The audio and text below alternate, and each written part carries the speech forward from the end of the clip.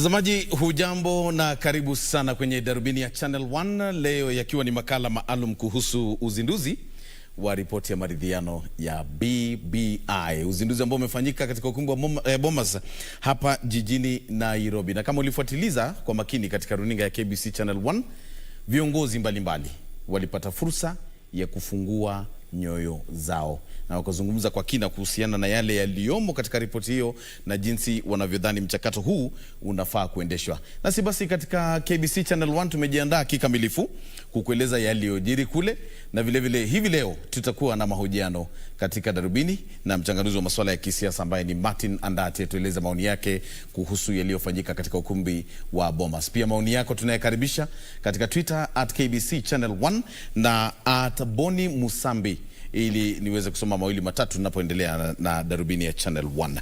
Lakini moja kwa moja tupate vionja habari. Is really nothing more than to find what ails our country and hopefully give us a solution that will heal our country. Rais Uhuru Kenyatta atetea ripoti ya mpango wa maridhiano BBI, akisema itashughulikia changamoto ya ukabila nchini na kuhakikisha ujumuishaji.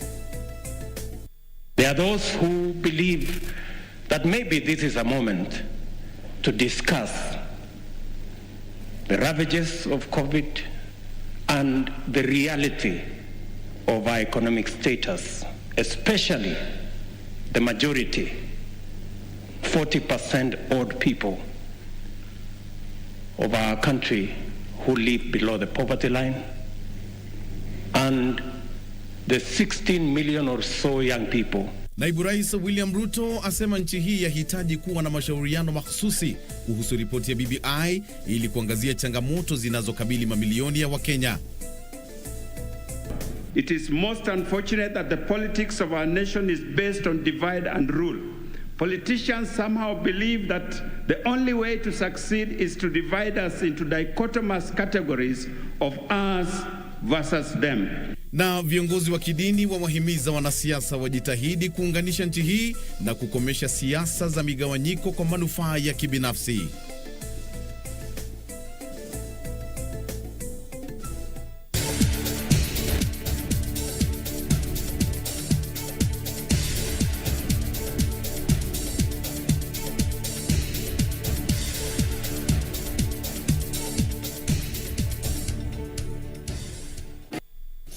Vile vile mtazamaji, leo ni siku ya kuzaliwa kwa Rais Uhuru Muigai Kenyatta, mzaliwa wa tarehe 26 Oktoba mwaka 1961. Kwa hivyo tunasema happy birthday. Rais Uhuru Kenyatta ametetea mpango wa maridhiano BBI, akisema utasuluhisha taharuki za kikabila na mashindano ya kisiasa yanayohusisha hali ambapo mshindi hutwaa yote. Akiongea alipozinduliwa ripoti ya BBI katika ukumbi wa Bomas, rais alisema kuwa hati hiyo italeta mfumo wa uongozi jumuishi ambao utaimarisha umoja miongoni mwa Wakenya na kukomesha taharuki ambayo huhusishwa na kipindi cha uchaguzi. Rais Uhuru Kenyatta ametetea ripoti ya mpango wa maridhiano BBI, huku akiwahimiza Wakenya waiunge mkono, kwani itakomesha migawanyiko ambayo huzuka wakati wa uchaguzi humu nchini. A document whose objective is really nothing more than to find what ails our country and hopefully give us a solution that will heal our country. Rais Kenyatta alisema kuwa chaguzi zilizopita nchini zimekuwa zikizua taharuki na hivyo kutatiza uwekezaji nchini, na kwamba wakati umewadia wa kupata suluhu. But when we sat down to speak, something that was very difficult for him but also for me and my team, very difficult.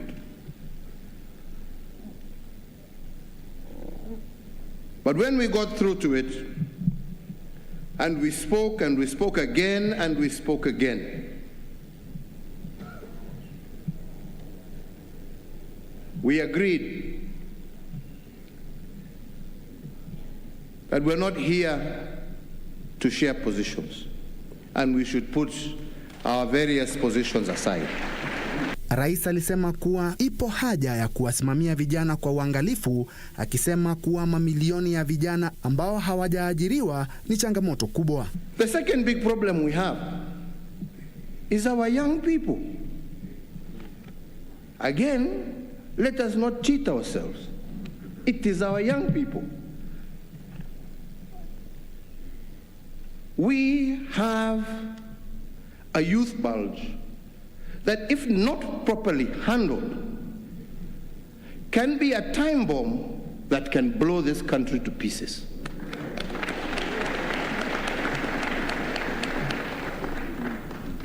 And the handling of that has to be done extremely carefully. Extremely carefully. That is not a problem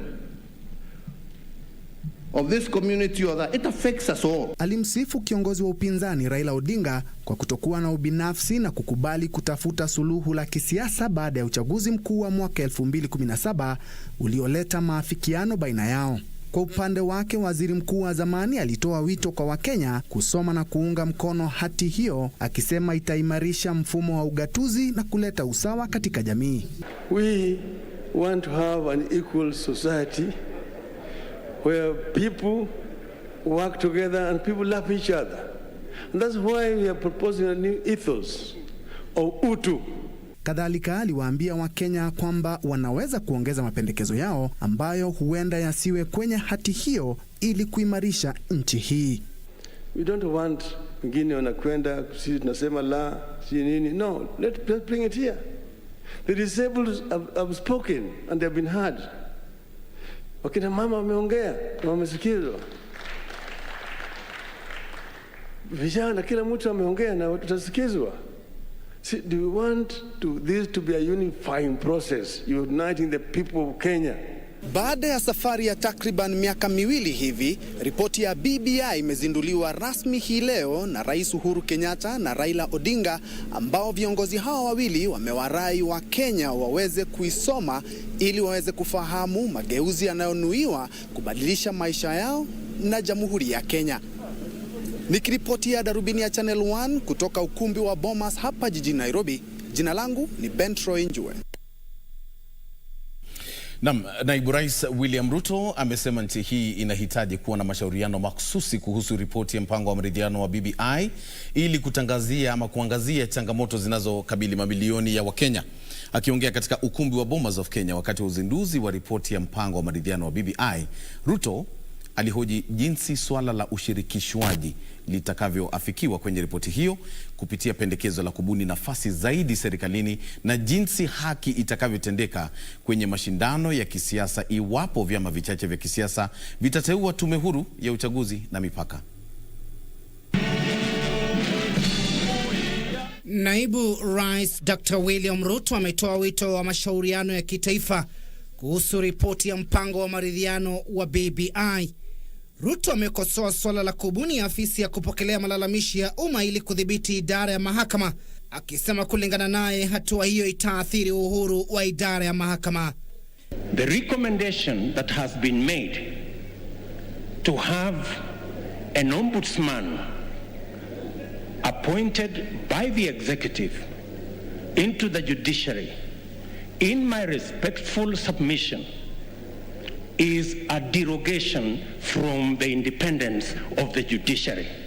Aidha, Ruto alishangani vipi tume huru ya uchaguzi na mipaka nchini IBC, ambayo makamishna wake wanateuliwa na vyama vichache vya kisiasa, itakavyosimamia uchaguzi kwa njia ya haki. How fair will be a league where the referee is appointed by teams? And not all the teams, some teams. Kuhusu kubuniwa kwa baraza la polisi ambalo mwenyekiti wake atakuwa waziri, Naibu Rais amehoji ni vipi baraza hilo litahimiza uhuru wa idara ya polisi. The 2010 constitution was very clear that the police must act independently of any politicians, whether they are in government or in the opposition. to recommend that we will have a police council chaired by a CS is actually a derogation from the independence of the police. Kuhusu bunge la Seneti, Dr. Ruto anamwoni kuwa linafaa kuwa bunge lenye mamlaka ya juu ili kusaidia katika kutathmini pesa zinazotolewa kwa serikali za kaunti, na kushangani kwa nini ripoti ya BBI inaonekana kupunguza mamlaka ya bunge hilo, ilhali wanawake wengi watachaguliwa katika bunge hilo na hivyo basi wataweza kushiriki ipasavyo katika kufanya maamuzi. That when women go to the Senate, they are going to a Senate which has been downgraded, which has no responsibility on matters of resource allocation. Are you enhancing the participation of women, or are you downgrading the participation of women? Kuhusu ujumuishaji, Naibu Rais alisema ripoti hiyo haijabainisha wazi jinsi swala la ushirikishwaji litakavyoafikiwa ili kushughulikia hali ya mshindi kutoa mamlaka yote. The president from his side, like for example here, President Uhuru Kenyatta, I am here, Kimunya is the Prime Minister, because he's the leader of majority. We have Jimmy Angwenyi, who is our deputy, as a deputy Prime Minister, and maybe Maoka Maore as one of the deputies. So what happens to the whole NASA brigade together with Musalia and all these other people? Ruto alisema ripoti ya BBI ni sharti ihusishwe mashauriano kuhusu Mkenya wa kawaida na mapendekezo maksusi kuhusu jinsi mamilioni ya vijana wasio na ajira watakavyosaidiwa. Kiongozi wa chama cha ANC Musalia Mudavadi amesifu ripoti hiyo, lakini akasema masuala kama vile deni la kitaifa ni sharti yashughulikiwe ili kufikia lengo la kutenga 35% ya rasilimali ya kitaifa kwenye serikali za kaunti. Because the good provisions of increasing 15% to 35% will require resources. If the debt consumes too much of our resources, we shall again fail to serve the counties. That is critical. Mudavadi pia alipendekeza jaji mkuu apewe mamlaka ya kumteua mwenyekiti wa afisi ya kupokea malalamishi ya umma ili kudhibiti idara ya mahakama tofauti na jinsi ripoti hiyo inavyopendekeza. The judiciary is independent. There's a very good provision recommending the appointment of the ombudsman to handle the issues of the judiciary. I think that is good. However, I strongly believe that in order to enhance the independence of the judiciary, that appointment should be made by the Chief Justice. Timothy Kipnusu, Darubini ya Channel 1. Nilivyokueleza mtazamaji ni kwamba tumekuandalia taarifa kemkem kuhusu uzinduzi wa ripoti ya BBI, na hivi punde nitakuwa na mahojiano na mchanganuzi wa masuala ya kisiasa ambaye ni Martin Andati, tuweze kutanzua jinsi mambo yalivyokuwa katika ukumbi wa Bomas of Kenya hivi leo. Maoni yako pia na yakaribisha katika Twitter @KBC Channel 1 na @Bonny Musambi. Pia usisahau kwamba mwishoni mwa Darubini kama ilivyo ada nitakuwa nakupa utafiti, lakini kwa sasa pumziko fupi tu kisha nirejee.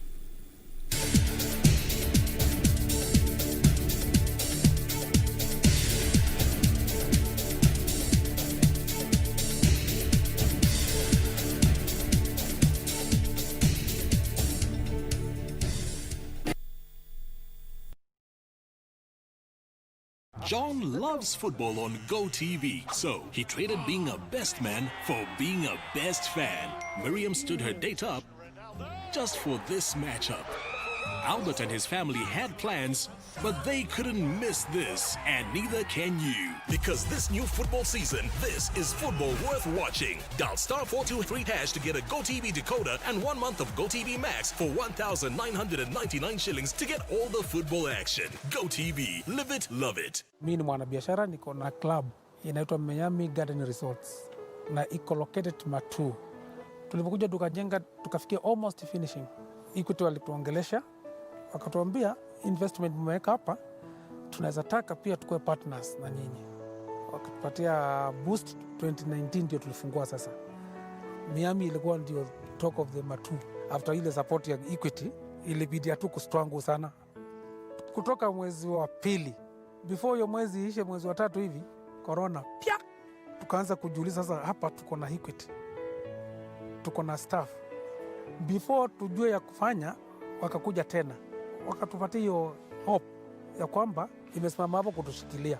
Mwanzo walikuja wakasema tu apply tupewe 3 months bila kulipa. Wakatuambia sio limit, in case ikifika huko na kuja change we can still extend. Si kama kuna bank ingine ningeenda ingefikiria vile hiyo walifikiria.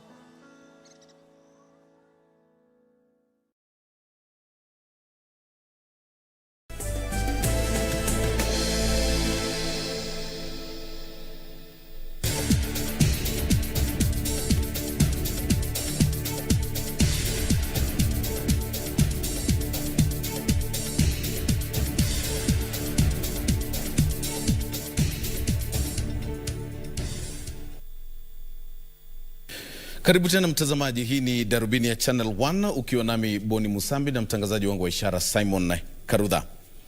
Viongozi wa kisiasa wametoa maoni tofauti kuhusu ripoti ya mradi wa maridhiano almaarufu BBI. Huku wengine wakipongeza ripoti hiyo, wengine wanahisi kwamba haijashughulikia changamoto nyingi zinazowakabili wa Kenya. Magavana, maseneta na wabunge ni miongoni mwa viongozi walioalikwa kwenye hafla ya kihistoria ya kuzindua rasmi ripoti ya mradi wa maridhiano almaarufu BBI. Mikakati ya kuzuia kuenea kwa ugonjwa wa COVID-19 katika eneo la maandalizi ya hafla hiyo yakionekana kutozingatiwa ipasavyo, lakini Wakenya na viongozi wao waliohudhuria sherehe hiyo katika ukumbi wa kihistoria wa Bomas wakisema walitii mwaliko huo ili kuwawakilisha wapigaji kura wao.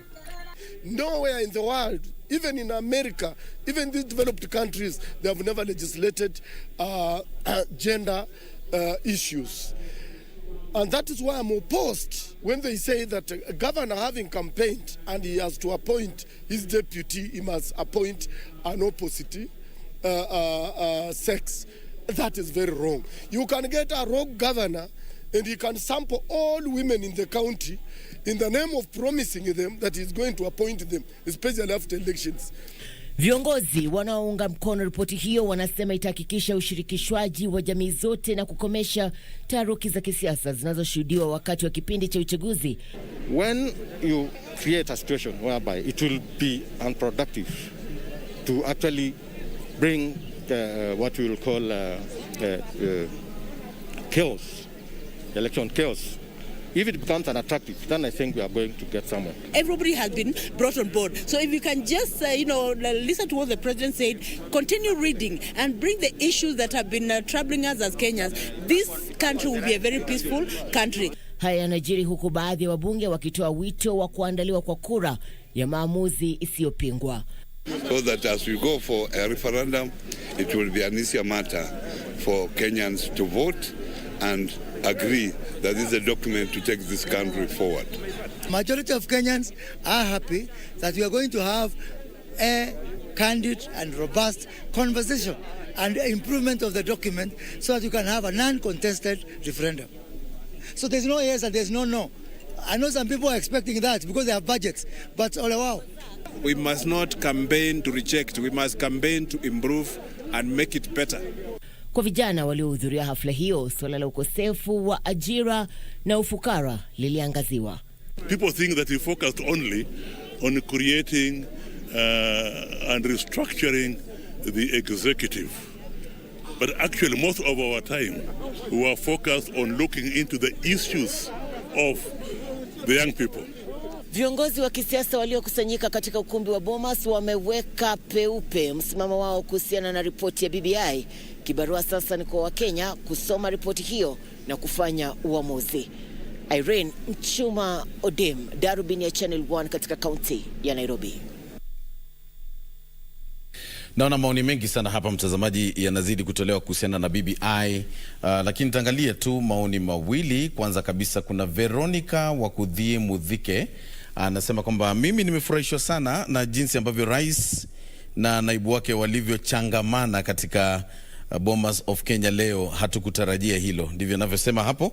Na kuna mwingine hapa anaitwa Amos Muli kutoka Githurai 45.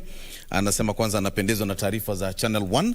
Pili, amefurahishwa sana na maongezi kuhusu vitu muhimu kama judiciary iwe independent kama kitambo, polisi wawe independent, vyama vya kisiasa visichangie katika IEBC. Ni baadhi ya mambo ambayo yamemgusa katika uzinduzi huo.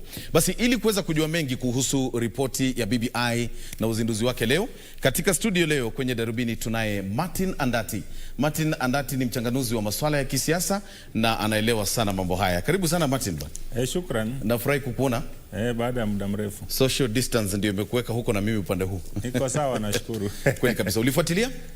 Kiasi. Na je, ni kipi ambacho kilijitokeza kuwa cha kipekee katika uzinduzi wa leo kulingana nawe? Viongozi wote wale ambao wana ushawishi wa kisiasa walikuwa pale. Na hata kama hawaelewani wote kwa maongezi, at least wameweza kukutana wote pamoja na wakakuwa katika kikao kimoja na wote wameweza kuchangia. So nafikiria hilo ni swala muhimu. Na pia umeona wale viongozi wengine wa governors, senators, wajumbe, hata MCA na hata viongozi wa vyama wote wamealikwa pale. Kwa wakati fulani naibu rais William Ruto alionekana kuwa na wakati mgumu pale. Unajua hiyo ni siasa. Unajua BBI ni siasa. Kwa ajili BBI ilitokana na yale kusalimiana kwa rais na kinara wa ODM Raila Odinga. Kwa hivyo kuna baadhi ya wale ambao hawapendelei zile siasa zake, na utatarajia kwamba hawezi furahia na maongezi yake. Lakini unajua yeye pia alishazoea, na nafikiria alienda pale kama amejiandaa, akijua unaenda katika ngome ambayo sio nzuri sana. Kwa hivyo uliona alikuwa anaongea kwa ukakamavu tu, hata kama wanapiga kelele. Alipasha ule ujumbe wake. Ndio. Rais alifungua moyo kweli kweli, naibu rais akafungua moyo, na karibu kila kiongozi aliyezungumza pale alifungua moyo sawa sawa. Ni kipi ambacho kulingana nawe kilisemwa na kitabadilisha siasa za nchi hii kutoka leo? IEBC. Unajua swala la IEBC bado lina utata. Na pendekezo la vyama vile DP Ruto anaongea, unajua ile ni IPPG. Ile ilikuwa 1997 wakati KANU na vyama vya upinzani vilikutana ufungamano na vikaweza kuchangia wale commissioners katika IEBC. Lakini unajua sasa baada ya hiyo tulikuwa na uchaguzi mzuri mwaka 2002 ambapo NAK iliweza kushinda. Lakini baada ya hiyo tume, wakati tulikuwa tunaelekea uchaguzi wa 2000 na ikasimamia ile kura ya maoni na ikafanyika vizuri na matokeo yakakubalika. Lakini wakati tulikuwa tunaelekea uchaguzi wa 2007 kukakuwa na utata. Unajua ule muhula wa wale commissioners ulikuwa unaisha, na upande wa serikali ambao ulikuwa unaongozwa na Rais Kibaki mstaafu sasa, ukashawishiwa na waziri wa katiba ambaye alikuwa Martha Karua kwamba wapuuze yale maelewano ya IPPG kwa ajili hayakuwa maneno ya kisheria, yalikuwa yale tunaita kwa kimombo gentleman's agreement. Sasa swala la IEBC bado lina utata kwa ajili wengine wanaona tusiingize vyama vipendekeze watu. Lakini najua suluhu, na hayo ni maoni yangu, ni kwamba najua DP amesema si vizuri vyama kupeana watu. Lakini hajapeana suluhu. Suluhu ni maneno ya Krigla.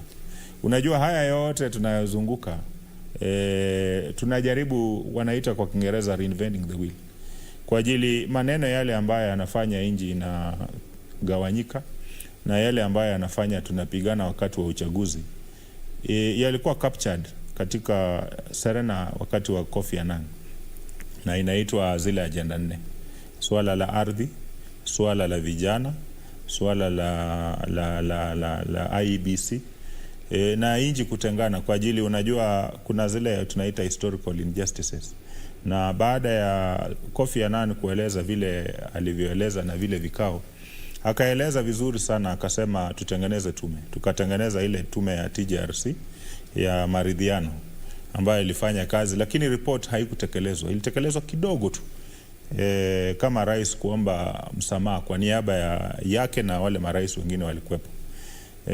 Yale mengine mengi yako kwa ile report hajawahi tekelezwa. Suala la ardhi lile lilitekelezwa, ni kutengeneza tume.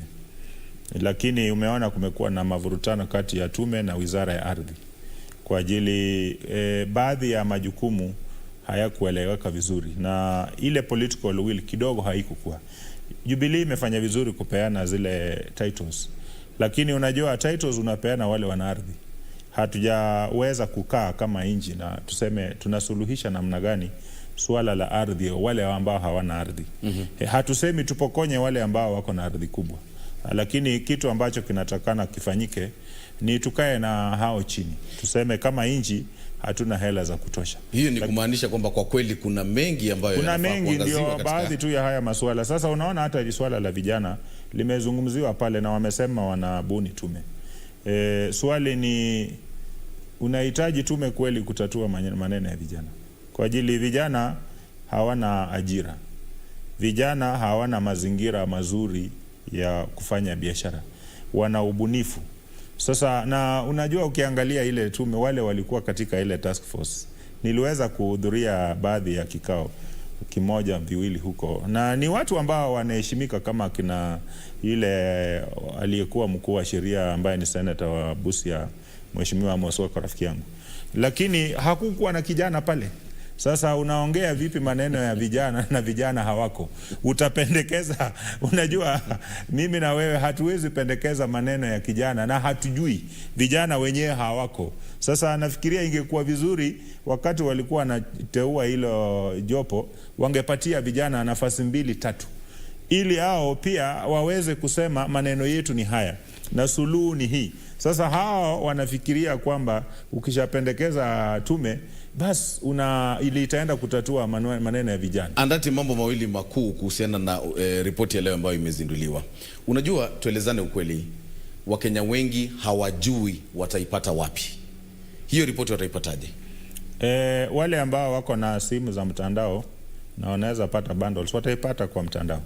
Lakini nafikiria serikali kupitia kwa government printer watachapisha nakala za kutosha, na kupitia kwa ile provincial administration wale machief na madisi na wale wengine wanaweza kupeleka hizo report nyanjani na watu waweze kusoma.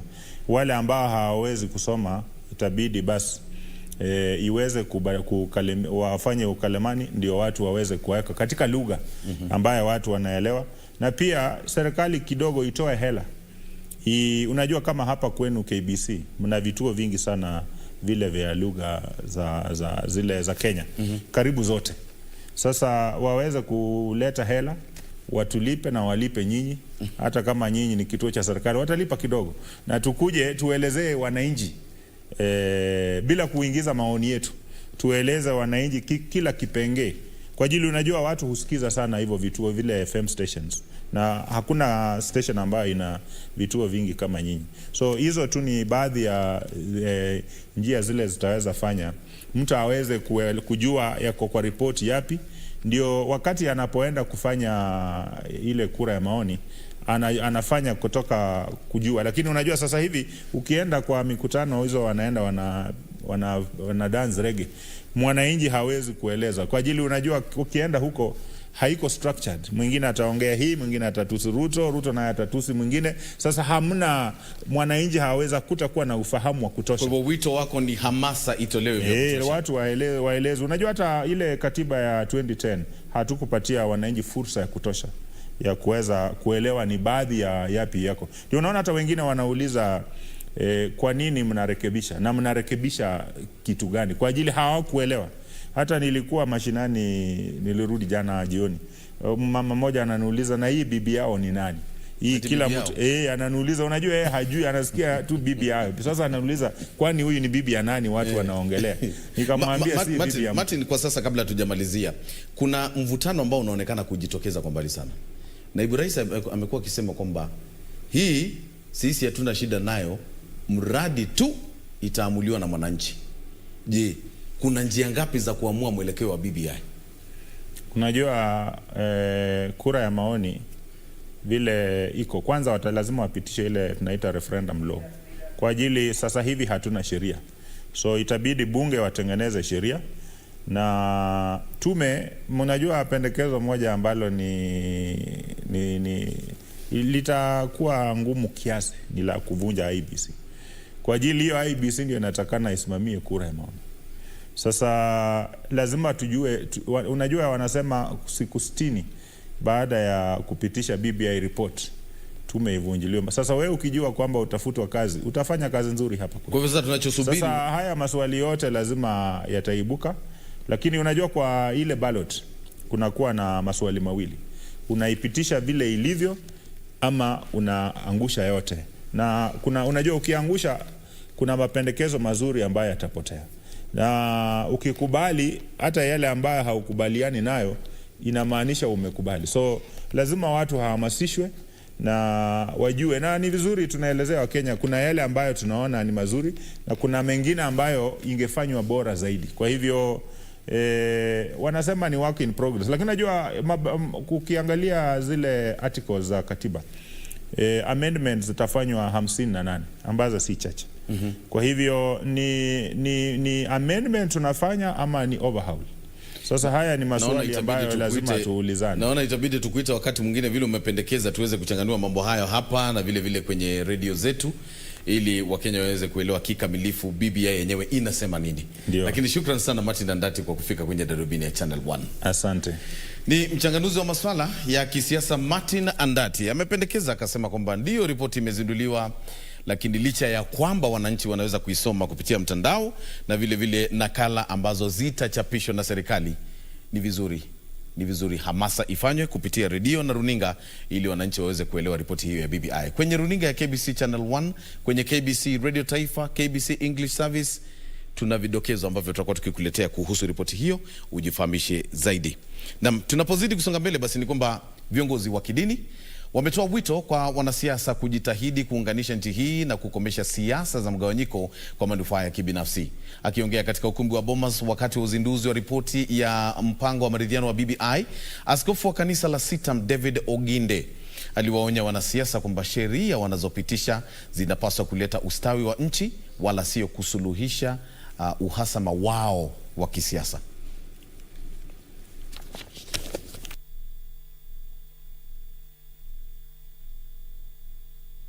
Askofu Oginde aliwahimiza wanasiasa kuzingatia amani wala sio kuzua machafuko nchini wakati huu wa mchakato wa kubadilisha katiba. It is in this light that I want to plead with our political leaders. Please allow the current process to objectively lay a foundation for the future of this nation.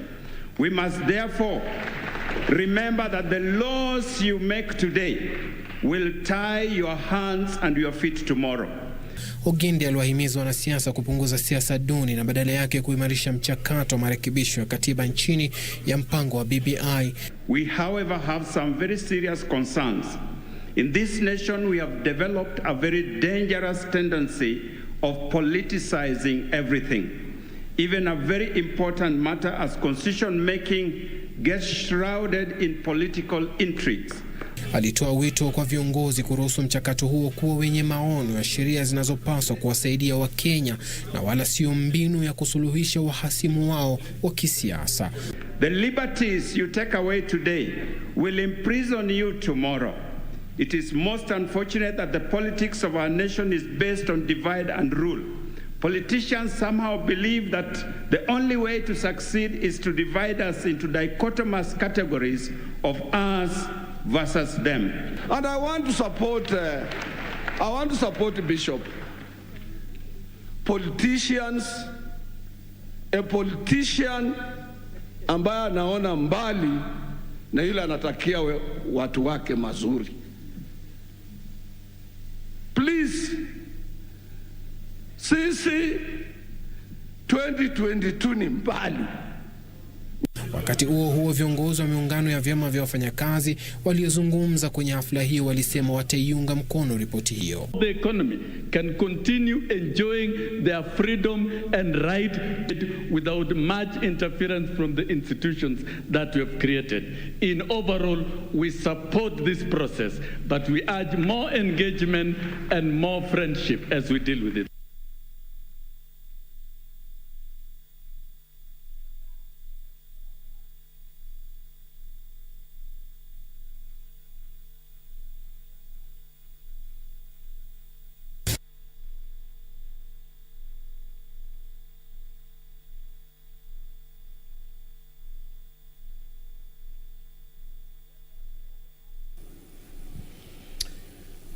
Jumuiya ya kumradhi, nafikiri tunaweza kuacha ripoti hiyo kwa sasa. Nikupe hii ya virusi vya corona kama sijakosea, na ni kwamba jumla ya visa vya maambukizi ya virusi aghast very much, and they will always know that they are all represented, fully represented, and that is what we have been having a problem with. Yeah. This is an initiative that every Kenyan of goodwill should embrace. No one should complain about it. So that it's an initiative which is geared towards eradicating all after elections frictions. You see, if we are told that we are going to expand the executive, whereby every tribe will see and feel that they are represented. So we are not, it is not asking for much. Tuite kama wakili aje tufafanulie hapa pamesema nini na hapa pameshambua nini, ndio tukubali tuipitishe. Lakini kutuambia tu kama anavyofanya wakubwa viongozi wetu juu, tayari washaanza kwenda kwenye county wakienda wakiomba tuipitishe BBI, that is wrong. This initiative that the government of Kenya has brought about, the Building Bridges initiative, at some point it is favoring us because especially in few years before, we understand that some comrades like us who finished campus, they were unable to pay their help in time because maybe the employment problems. But when this BBI report has come, the 4 years is it's a very good time because as a comrade, you'll be able to plan yourself and have some money within that time lapse. I'm a student, and there is a 4-year grace period that I think will assist the youth in help repayment, because it's been hard for some of the youths to repay back the loan within a year because unemployment rate is very low. Is that the marginalized communities are also going to get their share, whereby even if we will have this, one of this is called the regional block, the regional leadership, it will also even devolve the resources. Upande wa BBI sio baya. Mwelekezi wangu Amos ananifahamisha kwamba tumalizie hapo kwa leo. Hatutaweza kuwa na biashara wala spoti wala utabiri wa hali ya hewa, lakini katika utafiti leo ni kwamba taifa lenye saa chache zaidi za kufanya kazi kwa wiki ulimwenguni ni taifa hili ambalo linaitwa Netherlands, Uholanzi, anakotoka yule mlinzi wa Liverpool Virgil van Dijk. Netherlands kwa wiki wafanyikazi wanafanya saa 29 pekee, na kina dada wanaruhusiwa kufanya saa 25. Unaelewa masaa ya kazi. Kama kwa mfano hapa kwetu Kenya tunafanya saa 40, saa 8 kwa siku 5, hizo ni saa 40. Lakini kule Netherlands wanalima tu 29 na wanamaliza. Ndivyo tofauti ilivyo katika ufanyikazi katika mataifa mbalimbali. Tutakomea hapo kwa leo. Natumai kwamba utatafuta ripoti ya BBI katika mtandao uweze kujisomea. Tutakutana kesho panapo majaliwa. Naitwa Bonny Musambi na mtangazaji wangu wa ishara anaitwa Simon Karutha. Kwaheri.